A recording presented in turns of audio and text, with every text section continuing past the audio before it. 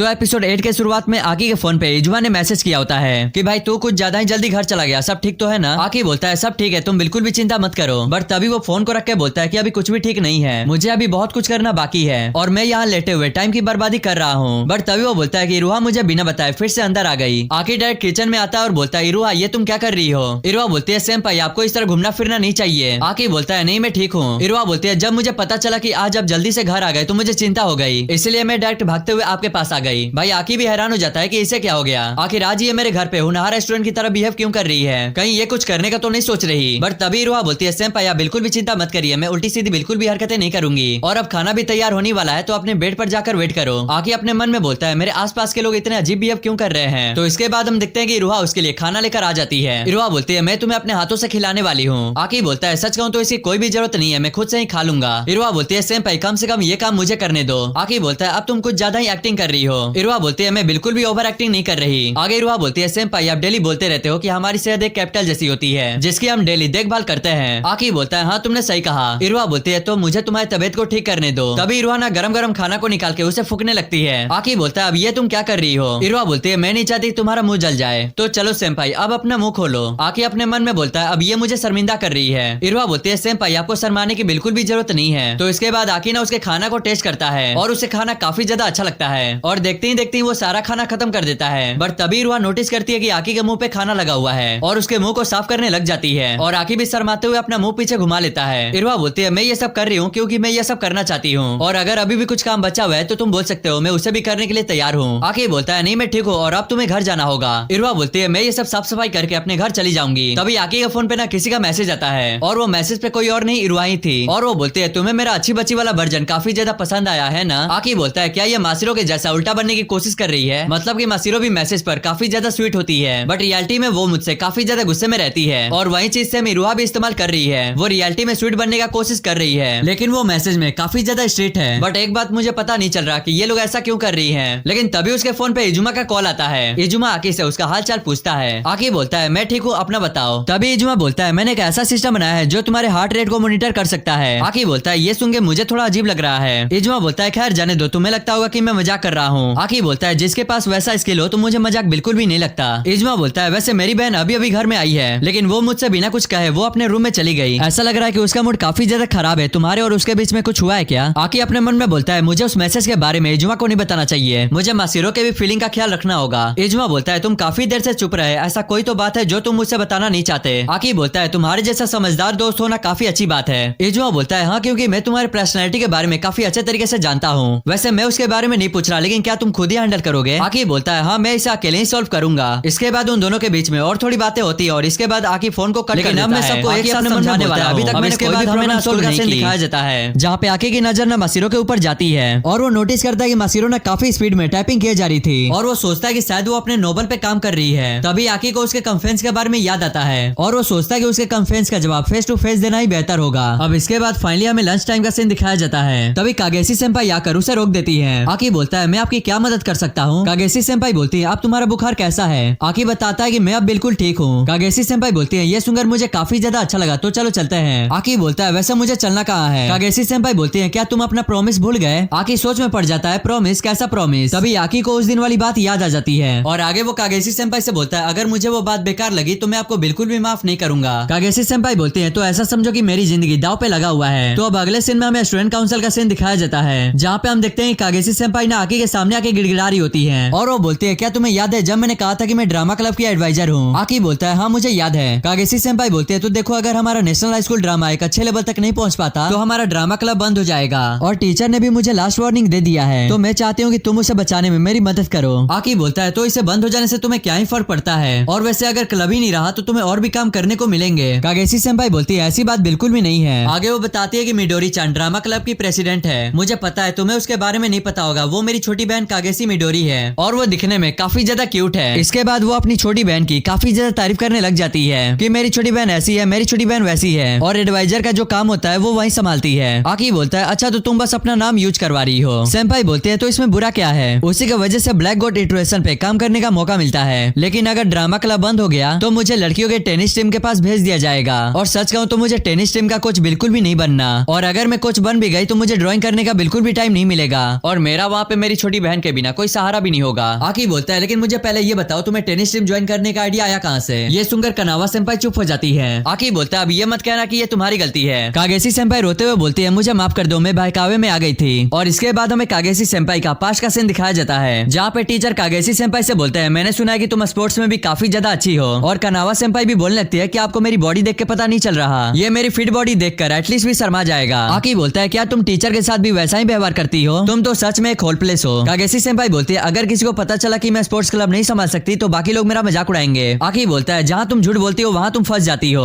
आकी अपने मन में बोलता है देखा जाए तो इसकी भी बात एकदम सही है, अगर मैंने इसकी मदद नहीं की तो मेरा भी काम रुक जाएगा। आकी बोलता है अच्छा ठीक है मैं तुम्हारी मदद करने के लिए तैयार हूँ। सेंसे बोलते हैं मुझे लगता है कि तुम्हें हमारा प्रैक्टिस रूम चल के देख लेना चाहिए। इसके बाद वे दोनों स्टूडेंट काउंसिल से बाहर आ जाते हैं। आगे आकी बोलता है वैसे तुम लोग यहाँ पे प्रैक्टिस कहाँ करते हो? सेंसे बताती है कि एक क्लासरूम है जिसके बारे में बहुत ही ज्यादा अफवाह फैली है कि वो श्रापित है और उस क्लास में कोई भी आता जाता नहीं है, तो उस क्लासरूम में क्लब एक्टिविटी करने के लिए एकदम अच्छी जगह है। इसके बाद वे दोनों ना उस रूम में झांकते हैं और वो देखते हैं कि कुछ लड़कियां ना प्रैक्टिस कर रही हैं और यही लड़की कागेसी सेंपाई की छोटी बहन है। आकी बोलता है अब मुझे याद आया वो हमारे क्लास की टॉप स्टूडेंट है और मैंने नोटिस किया कि वो सारे सब्जेक्ट में काफी अच्छे मार्क्स लेकर आती है। यहाँ पे आकी उसका काफी ज्यादा तारीफ करता है। कागेसी सेंपाई बोलती है उसका कहना है कि हमें हर काम में परफेक्ट रहना चाहिए। आकी बोलता है मुझे लगता है कि तुम लोगों को ऐसा लीडर पाके चिंता करना चाहिए। इसके बाद वो लड़कियां ना अपना रिहर्सल शुरू करती है, मतलब की वो अपना ट्रेनिंग शुरू करती है। आके उन लोगों को देख के काफी ज्यादा हैरान हो जाता है कि उन लोगों ने लाइट वाइट सभी चीजों का बंदोबस्त किया हुआ है। बट तभी आके एक चीज नोटिस करता है कि ये ड्रामा क्लब कम डिस्को क्लब ज्यादा लग रहा है। आगे आके कागेसी सेंपाई से बोलता है मुझे लगा था कि ये तो म्यूजिक है पर ये लोग तो अलग ही डायरेक्शन में चले गए, ऐसा मानो जैसे इनका स्क्रिप्ट उलट पलट गया है। सेंसे बोलते हैं मुझे लगता है कि तुम्हें समझ में आ गया है।